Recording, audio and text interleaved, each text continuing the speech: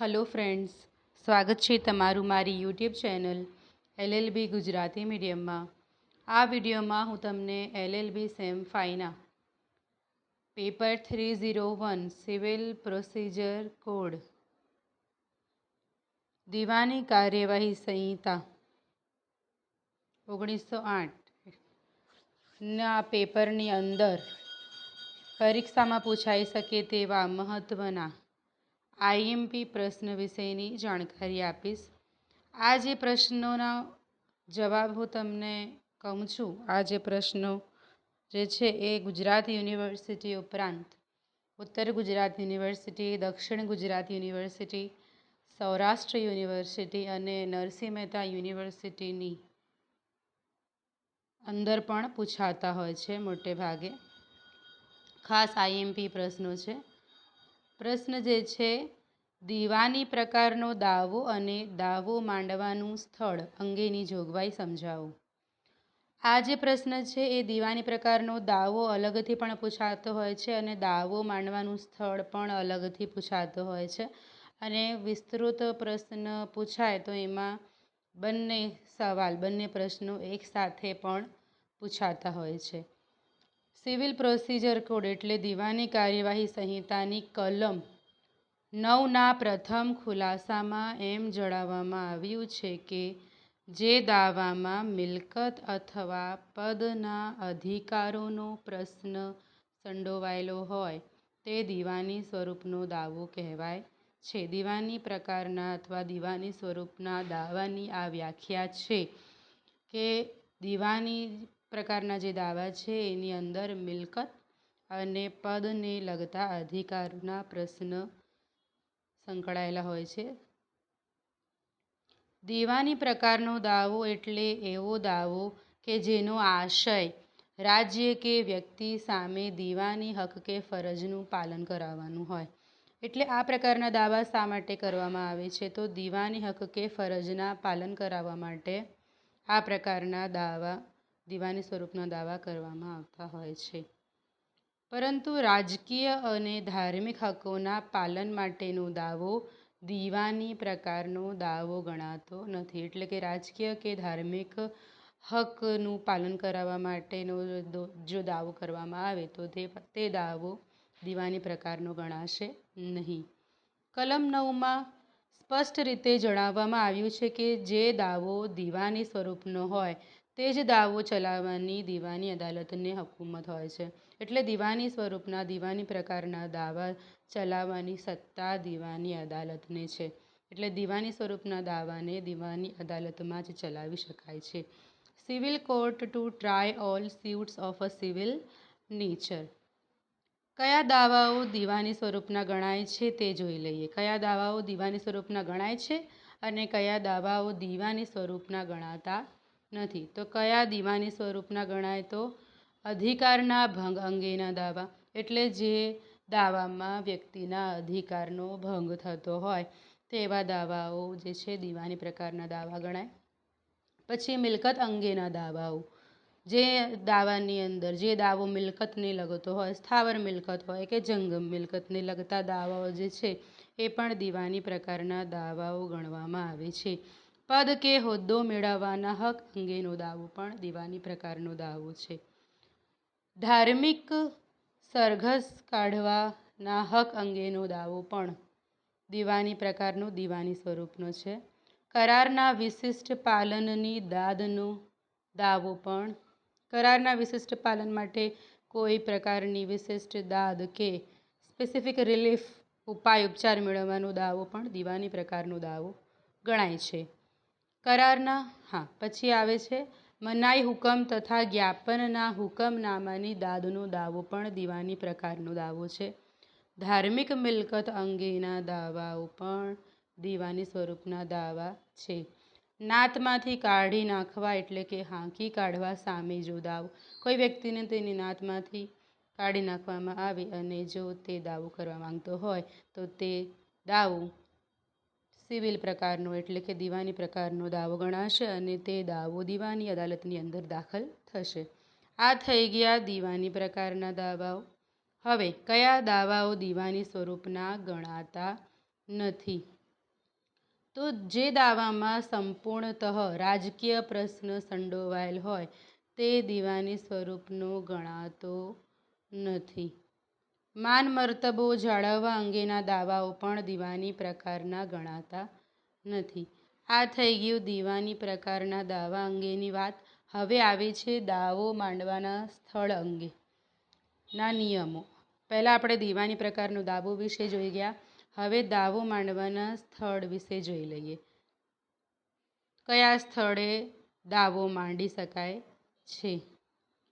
દરેક દાવાના વાદીએ એવી જ અદાલતમાં દાવો લાવવો જોઈએ કે જે અદાલત દાવો ચલાવવા સમર્થ હુકુમત ધરાવતી હોય. એટલે કે દાવો જેવો હોય અને અદાલતને સત્તા હોવી જોઈએ એ દાવો ચલાવવા માટેની અદાલત સમર્થ હુકુમત ધરાવતી હોવી જોઈએ. ધારો કે દીવાની પ્રકારનો દાવો હોય તો તે દાવો ચલાવવાની સત્તા દીવાની અદાલતને છે. આ દીવાની અદાલતની હુકુમતની અંદર આવતો જો દાવો હોય તો તે દીવાની અદાલતમાં ચલાવવામાં આવશે. તો વાદીએ નક્કી કરવાનું હોય છે કે તેનો દાવો એ કેવા પ્રકારનો છે અને એ દાવાના આધારે પછી એ જે અદાલતની સત્તામાં આવતો હોય એ અદાલતમાં એ દાવો દાખલ થાય. ઠીક છે, હવે આગળ જોઈ લઈએ. તેથી દાવો દાખલ કરતા અગાઉ દાવો માંડવાના સ્થળ અંગે નિર્ણય લેવો પડે છે. એટલે કોઈ પણ દાવો કરતા પહેલાં એ દાવો કઈ અદાલતમાં દાખલ કરવો અને તે સ્થળ અંગે નક્કી કરવાનું હોય છે, નિર્ણય લેવાનો હોય છે. આ અંગેની જોગવાઈ CPC સિવિલ પ્રોસિજર કોડની દીવાની કાર્યવાહી સંહિતાની કલમ 15 થી 21 માં કરવામાં આવી છે કે કયા પ્રકારના દાવા કયા સ્થળે થઈ શકે છે. દરેક દાવો ચલાવવાને સમર્થ એવી નીચલી કક્ષાની અદાલતમાં લાવવું જોઈએ. એટલે દાવો ત્યાં જ કરવો જોઈએ, તે જ અદાલતમાં કરવો જોઈએ કે જે અદાલત તે દાવો ચલાવવા માટે સક્ષમ હોય, સમર્થ હોય અને તેને સત્તા હોય, હુકુમત હોય દાવો ચલાવવા માટેની. પછી સ્થાવર મિલકત પરત મેળવવા અંગેનો દાવો. જો સ્થાવર મિલકત પરત મેળવવી હોય તો તે અંગેનો દાવો જે અદાલતની સ્થાનિક હુકુમતમાં સ્થાવર મિલકત આવેલી હોય તે અદાલતમાં આવો દાવો દાખલ કરવો જોઈએ. દાખલા તરીકે મુંબઈના રહીશ એટલે કોઈ વ્યક્તિ મુંબઈમાં રહેતી હોય, અ નામના વાદી તરફથી દિલ્હીના રહીશ બ નામના પ્રતિવાદી સામે અમદાવાદમાં આવેલ મકાનનો કબજો મેળવવાનો દાવો અમદાવાદની અદાલતમાં દાખલ કરવો જોઈએ. કારણ કે સ્થાવર મિલકત જ્યાં આવી હોય તે અદાલતમાં દાવો દાખલ થઈ શકે છે. એટલે કે અહીંયા મુંબઈમાં રહે છે એ વ્યક્તિ વાદી અ નામનો વાદી મુંબઈમાં રહે છે અને બ જે પ્રતિવાદી છે તે દિલ્હીમાં રહે છે. હવે અ એ જે છે પોતાની મિલકતનો કબજો મેળવવાનો છે બ પાસેથી. હવે એ મિલકત જે છે એ અમદાવાદમાં આવેલી છે. તો અમદાવાદમાં આવેલી હોવાથી અમદાવાદની અંદર આવેલ દીવાની અદાલતમાં દાવો દાખલ કરવો પડે. હવે આવે છે જંગમ મિલકત પાછી મેળવવાનો દાવો. જે અદાલતની હુકુમતમાં જંગમ મિલકત આવેલી હોય તે અદાલતમાં દાવો દાખલ થઈ શકે છે. સ્થાવર મિલકત એટલે ઇમૂવેબલ, જંગમ મિલકત એટલે મૂવેબલ પ્રોપર્ટી. જંગમ મિલકતના અપકૃત્ય અંગેનો દાવો. આ પ્રકારનો દાવો માંડવો હોય ત્યારે અપકૃત્ય એક અદાલતની હુકુમતમાં થયું હોય અને અપકૃત્ય કરતાં બીજા અદાલતની હુકુમતમાં રહેતો હોય ત્યારે આ દાવો આ બેમાંથી ગમે તે એક અદાલતમાં લાવી શકાય છે. એનો અર્થ એમ થાય છે કે અપકૃત્ય જ્યાં થયું હોય ત્યાં પણ દાવો તે અદાલતની હુકુમતમાં પણ દાવો લાવી શકાય છે અને અપકૃત્ય કરતાં જ્યાં રહેતો હોય તે અદાલતની હુકુમતમાં પણ આ દાવો લાવી શકાય છે. બેમાંથી એક. હવે કરાર ભંગને લગતો દાવો. તો જે જગ્યાએ કરાર કરવામાં આવ્યો હોય તે સ્થળે અથવા જે સ્થળે કરાર ભંગ થયો હોય તે સ્થળે આ બેમાંથી કોઈ પણ એક સ્થળે સમર્થ હુકુમત ધરાવતી અદાલતમાં દાવો કરી શકાય. કરાર ભંગ અંગેનો દાવો જ્યાં કરાર થયો હોય ત્યાં અથવા જ્યાં કરાર ભંગ થયો હોય ત્યાં તે સ્થળે હુકુમત ધરાવતી સમર્થ અદાલતમાં દાવો ચલાવી શકાય છે, કરી શકાય છે. ભાગીદારી પેઢીના હિસાબ અંગેનો દાવો. જે સ્થળે ભાગીદારીનો કરાર કરવામાં આવ્યો હોય તે સ્થળે અથવા જે સ્થળે ભાગીદારી પેઢીનો ધંધો ચાલતો હોય તે સ્થળે બેમાંથી કોઈ પણ એક સ્થળે દાવો દાખલ કરી શકાય છે. એટલે ભાગીદારી પેઢી જ્યારે બને છે ત્યારે કરાર થાય છે તો જ્યાં કરાર થયો હોય તે સ્થળે અથવા તો ભાગીદારી પેઢીથી જે ધંધો શરૂ કરવામાં આવ્યો હોય તો તે ધંધો જે સ્થળ હોય તે સ્થળની સમર્થ હકુમત ધરાવતી અદાલતમાં દાવો દાખલ કરી શકાય છે. બદનક્ષી અંગેનો દાવો. તો જે સ્થળે બદનક્ષી કારક લખાણ પ્રસિદ્ધ કરવામાં આવ્યું હોય તે સ્થળે અથવા જે જગ્યાએ વાદી રહેતો હોય તે સ્થળે દાવો દાખલ કરી શકાય છે. દરમિયાની ઉપજનો દાવો.